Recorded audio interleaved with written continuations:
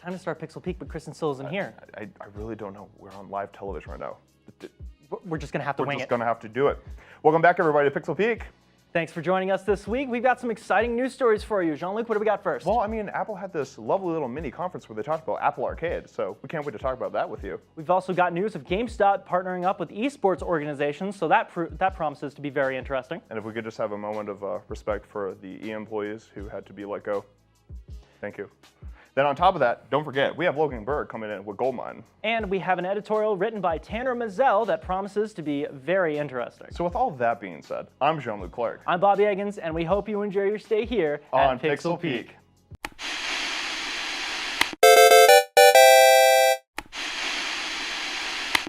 Big news about Apple is usually contained in their yearly Worldwide Developers Conference and September keynote events, detailing new hardware or software. However, this week, Apple peered into the gaming industry by announcing a subscription-based gaming service for all Apple devices called Apple Arcade. When the service is released in the fall of this year, Apple Arcade will sport over 100 original and exclusive games, mostly by independent developers who are trying something new. The service will also have support for more mainstream development and publishing partners like Sega, Lego, Konami, Platinum Games, and even Disney. Any titles that will make their way onto Apple Arcade will be free of ads and in-app purchases. They'll even have cross-platform cloud savings, so Apple ecosystem dwellers can play any of the included games across iOS or macOS. This won't solve the issues of developers rarely making ports of games for macOS, but it's a step in the right direction, and it definitely helps new developers get their game in front of the 1 billion people using iOS devices. Blizzard made a broadcasting deal with Disney to air Overwatch League on public television in July of last year, but it took the esport replacing more traditional sports on ABC last Sunday to get people riled up. The Stage 1 playoff finals between the Vancouver Titans and San Francisco Shock was met with several tweets to ABC, most of them expressing disbelief or disgust in what was being aired. At Mr. Miller23 tweeted, "There is a video game championship / competition on ABC, and the hype, announcers, and production is a bit much. The world, as we know it, is truly and officially in decline." Some of the ABC fans not aware of the Overwatch League started off hating it, but warmed up to the program as they watched it more. After being told, "Sports and video games are both still games, sir. Thank you for your service," by Twitch streamer Sigils, Twitter user and U.S. military veteran at Marcos Pena 54 was one of those fans that had a change of heart. They tweeted, "The more I watch it, I really like it. Sold it's a skill just like sports. I stand corrected, this is awesome." Mixed feelings about a new sport is not new to the traditional sports community. Skateboarding and BMX were initially rejected by sports fans several years back, but are now accepted and loved by many. Since esports is following a similar route in sports culture, it's possible that esports will adapt into the mainstream just as the less conventional sports before it. Last week, Overwatch League Commissioner Nate Nanzer officially announced that teams were moving to their home cities in 2020. Shortly thereafter, the Philadelphia Inquirer reported that the Philly Fusion will be playing in a temporary home that year, but that owner Comcast Spectacor is building a $50 million arena for the team to move into in 2021. The arena will reportedly fit 3,500 fans and will sit in the Philadelphia Sports Complex that also houses the Flyers, 76ers, Phillies, and Eagles stadiums. Comcast is calling the Fusion Arena the largest new construction purpose-built esports arena in the Western Hemisphere, but also plans on hosting events ranging from TED Talks to K-pop shows. According to the owners, Comcast is looking to hold upwards of 120 events in the stadium per year when it opens. On Tuesday, publisher Electronic Arts announced that it was laying off 350 people in its marketing and publishing divisions, among others. According to Kotaku, CEO Andrew Wilson sent an email to employees explaining that the layoffs were intended to streamline decision-making in marketing and publishing, as well as improve customer support. An EA employee told Kotaku that people had been expecting layoffs since at least October 2018. An EA spokesperson said that the company was looking to find other roles for the affected employees and providing severance for those that it wasn't relocating. This comes as another move in what has been some of the most brutal months for the gaming industry in years. Despite increased revenue almost across the board, companies like EA, Activision, and ArenaNet have laid off hundreds of employees this year. In Season 2, Episode 5 of Pixel Peek, we talked about an As You Sow report that found Wilson was making 371 times that of the average EA employee. 350 laid off on Tuesday, 371 times their individual salaries going into his pocket. We're just going to present those two facts without any comment. In the latest issue of Weekly Famitsu, producer of the Saren Kagura series, Kenichiro Takaki, shared that he is leaving Marvelous Entertainment for Side Games. Takaki said in an interview with the magazine that his departure from the company is due to video game publishing restrictions on sexual content, something he saw as frustrating when trying to visualize his ideas. The projects he was working on, while still employed there, will still see their way to online stores though, including the next entry in the Saren Kagura series, Saren Kagura 7. Takaki also left Marvelous and became a part of Side Games because he's pursuing his own dream game, a traditional fantasy title that he says he's been dreaming of making since he was young.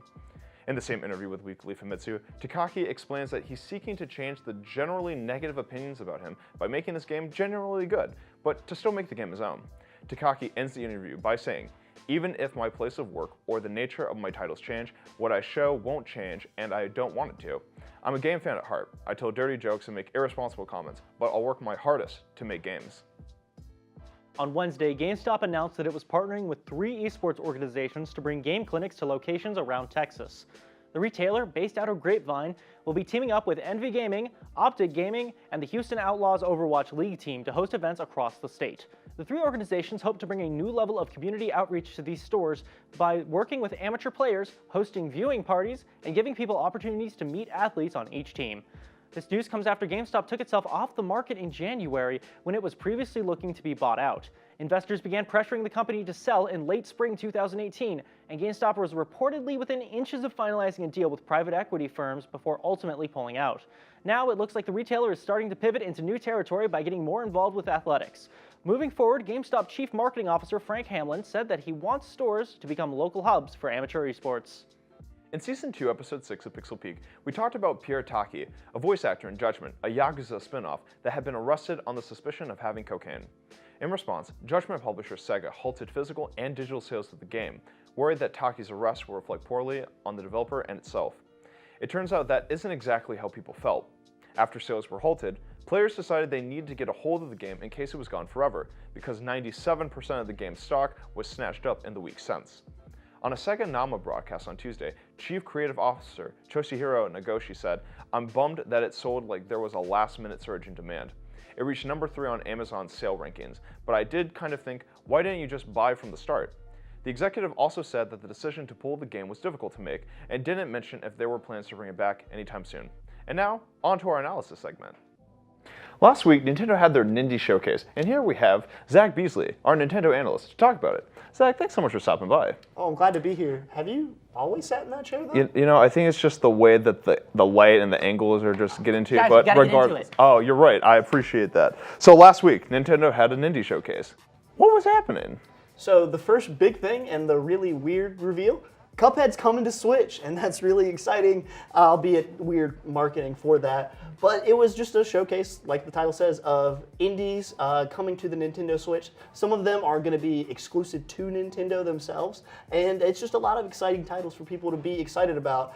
Things like Cadence of Hyrule, which is a Crypt of the Necro Dancer sequel. Yes, sequel, but it's going to be really exciting. You can play as Zelda, Link, and I hate to say this, the main character of Necrodancer, because I did not play it, but a couple of other really exciting Nindy titles that are going to be coming to the Nintendo Switch in summer of 2019. Perfect. So we've seen a lot of indie studios pop up in recent years. How are big developers responding to this?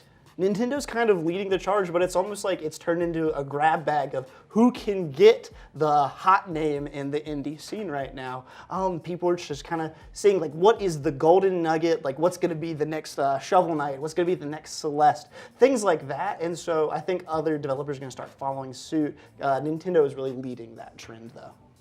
So Zach, with all this in mind, though, does it seem like Nintendo's loosening its grip on, IP licensing out? I think Nintendo is Jared Moldenhauer, since we're talking about Cuphead, co-creator of Cuphead.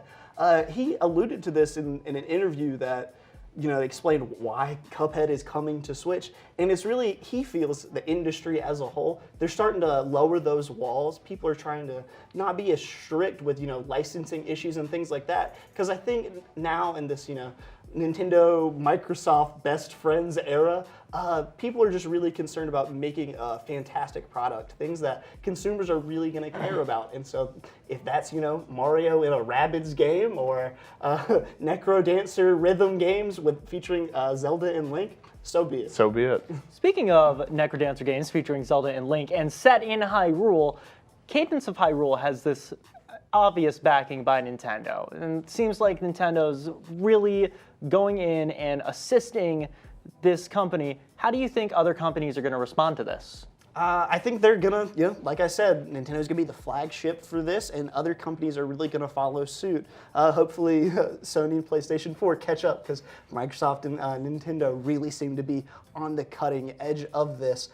It's that loosening of walls Jared Moldenhauer was talking about, just really committed to creating something that's interesting. That's a great crossover event that's gonna rival the likes of Infinity War or Endgame. Just felt that a little bit as we were talking about Endgame. I'm super excited for it. But anyway, it's interesting, Zach, that Nintendo seems to be this new castle on a hill for indie platforms. So what exactly is making the Switch the ideal go-to place for these indie titles? I think the first thing is really the portability of it all. A lot of indie games, not saying all of them, are kind of centered on this like really bite-sized form of entertainment. You've got roguelikes, things that are always gonna, like Enter the Gungeon, it's gonna be procedural, it's gonna be always gonna be changing. The outcome's never gonna be the same, but the sessions are typically rapid, they're quick, they're action-packed, and then maybe you die or you hit a save point. That's really perfect for the Switch, which is marketed as the mobile console. And so fitting in with that, if I want to bust out a 5-minute session of Enter the Gungeon or play a little bit of Binding of Isaac on the bus ride over to campus, like I can. And I can't do that on my Xbox One or my PlayStation 4 or my Vita, RIP. That's a valid point. But more than that, a lot of the things that indie studios are doing, they're focusing on obviously like retro graphics, quote unquote, 8-bit, 16-bit graphics.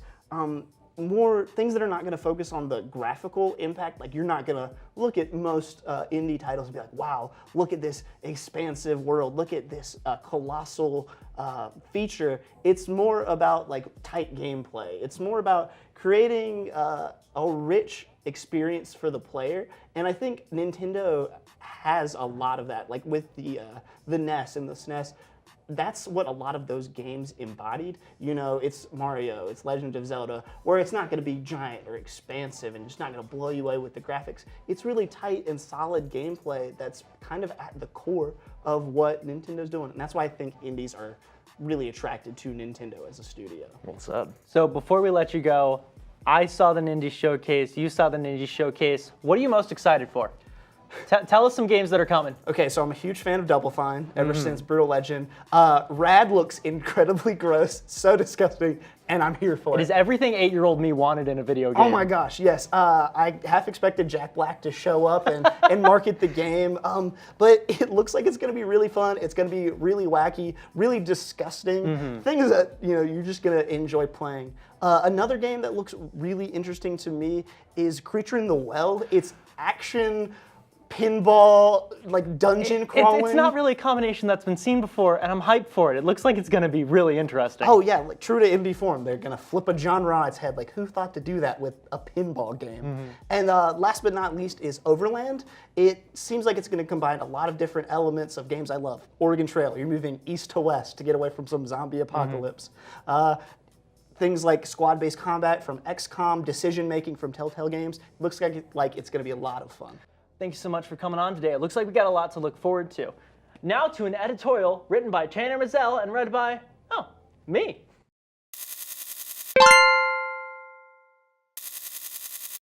When Demon's Souls was published 10 years ago, the industry functioned much differently than it does today. Oftentimes, titles were published, they had an online mode, and they were seldom updated. Developers were expected to ship 100% finished games for launch day, and players were expected to play those games through and then never touch them again. That reality has changed as the gaming community has become more mainstream. People want to be playing new and old games alike and for longer, and with Steam providing the ease of access, more people are playing older games than ever before. When Dark Souls 2 and 3 released to immense success, the newer generation of gamers turned to the first game on PC only to be unpleasantly surprised to see that From Software still had that release and forget mentality of yesteryear. In early 2017, 6 years after the game's release on consoles and 5 years after it was ported to PC, the game still had frame rate issues, poor keyboard and mouse controls, and a resolution locked at 720p. According to producer Takeshi Miyazoe, the development team actually released the port knowing the issues were present. He also admitted that the team rushed the game to release on PC because of the demand from Western gamers and Bandai Namco's throw it out there and see how it does approach. When remakes started becoming popular, fans got excited for a respectable update to Dark Souls 1. From Software would try, and fail, to give their most influential title the attention it deserved with Dark Souls Remastered. The only changes offered in the remaster were support for multiple resolutions and refresh rates. All of the game-breaking bugs and countless glitches were still there from its predecessor. The last software update for the title brought some bug fixes in August of last year, but a good amount of the flaws are still present. Problems span over more than just Dark Souls 1, though. Dark Souls 2 was delayed for PC and still released to disappointment from fans who thought the title was shallow. Dark Souls 3 also had a problem with DLC, introducing vast areas that added little to both the lore and gameplay. Even From Software's new release, Sekiro: Shadows Die Twice suffers from abysmal keyboard and mouse controls, just like all the Souls games. Sure, every game From Software has produced has been built for consoles, but after 7 years of complaints from fans about keyboard and mouse controls, there's really no excuse for From Software to lack a better PC development team. If you want to see a full review of Sekiro: Shadows Die Twice, our game reviewer Logan Berg will be taking a look at it in next week's episode. Since Dark Souls Prepare to Die Edition released in 2011, myself and many others have loved the way that From Software discloses story elements like lore, character arcs, and even the main story of the games. Even Dark Souls 2, Scholar of the First Sin, has some strong points. Players also love the freedoms of optional areas, bosses, and armor and weapon types available in each From Software title. The controls and animations weren't perfect in earlier titles like Demon's Souls and Dark Souls 1, but they have been since mastered in Dark Souls 3 and Bloodborne. The games feel good to control, there's freedom of choice, and the worlds are well developed and fun to explore. All I ask from you, From Software, is to just give us Dark Souls PC gamers an equal experience. Thank you to writer Tanner Mizelle for that editorial. And now over to Logan Berg for this week's GoldMine. GoldMine. Father,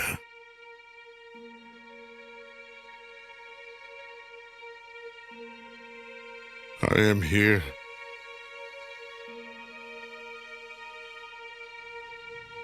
Do you hear me?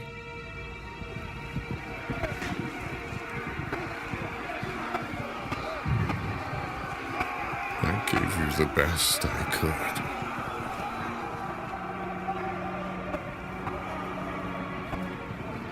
Bonjour, mon ami. I am Monsieur le Juge, and this is the trial of the century. This GoldMine of We, the Revolution. Released on March 21st of this year, We the Revolution is an indie title developed by Polyslash, blending elements of roleplay, strategy, and good old-fashioned investigative work into one game. Set during the French Revolution, you play Alexis Fidel, an up-and-coming judge in Paris during its most chaotic of periods. The fate of many Parisians will rest in your hands, brought forward for crimes ranging from murder to counter-revolutionary suspicion. Read through their cases, piece together questions, and make them speak before the jury. But it's not as simple as reaching the truth. It's revolutionary Paris, and everything comes down to politics. Your decisions will affect the opinions of a number of factions, from the common folk to the revolutionaries to the aristocracy. I found myself quickly throwing out the concept of justice for the concept of political reality, basing my decisions on who I needed to please to not lose my head. And trust me, there's a lot of head rolling. Handing down the death penalty invokes the guillotine, which gives you a chance to speak before the masses. This adds an interesting layer where if you're decent with persuasion, beheading people gives you good exposure to boost your reputation. That's a dark view of justice, and that's because We the Revolution is a dark game that doesn't shy from exposing the underbelly of the supposed enlightenment of the revolution. Your ascent through the hierarchy of Parisian society requires you to climb on the backs of your enemies, and they'll remember this. The concept of balance is paramount to the game. You're not just balancing public opinion, but also the trust of your family who all give you perks. And as you rise, you'll have to balance your time between court, family, intrigues, and political scheming across the districts of Paris.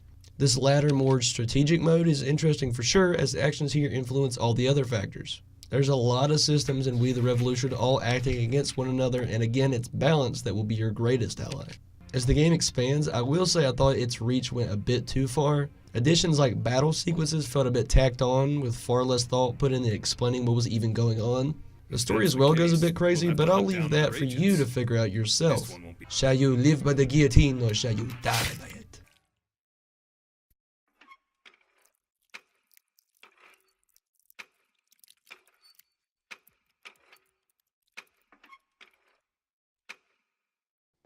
That was a lot of stories about team-based gameplay. Are you thinking about getting into any esports? I guess, you know. John Luke, what's wrong? Oh man, Bobby, this has just been such a great show, such a great opportunity. But you know what's great to have while we're doing this show? Is it our staff? It's our fantastic crew. Thanks to writers Tanner Mizelle and Max Stein, reviewer Logan Berg, and producers Kyle Presley and Caitlin Holly for a job well done. If you were a fan of this episode, be sure to follow us on Facebook, Twitter, and Instagram at PixelPeak AppTV. You can also find us live on AppTV and YouTube every Saturday at 2 p.m. Thank you so much for watching, and we hope you enjoyed your stay here on Pixel Peak.